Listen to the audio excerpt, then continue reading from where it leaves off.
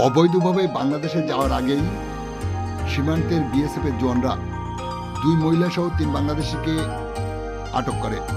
গ্রেপ্তার করে বসিরহাট মহকুমা আদালতে পাঠালো স্বরূপনগর থানার পুলিশ। আপনারা দেখছেন সেই সময়ের বিশেষ মুহূর্তের ধারণকৃত ভিডিও চিত্র আজকের স্বরূপনগর পত্রিকার অনলাইনে। এখন শুনুন বিস্তারিত। গতকাল বিকালে ভিন রাজ্য থেকে এসে অবৈধভাবে বাংলাদেশে যাওয়ার আগেই হাকিমপুর ও তালালী সীমান্তের কর্তব্যরত বিএসএফের জওয়ানরা 2 মহিলা সহ 3 জন বাংলাদেশিকে আটক করে।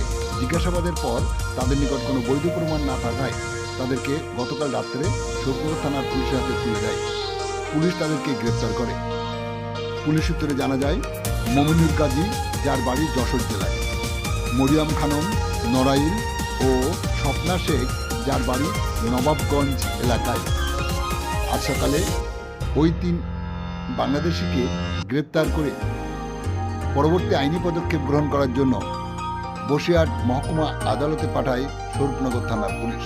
যে ছবি দেখছেন আপনারা আজকের স্বরূপনগর পত্রিকার অনলাইনে। আমাদের সাথে থাকুন, দেখতে থাকুন। ভালো লাগলে চ্যানেলটি সাবস্ক্রাইব করে পাশে থাকুন।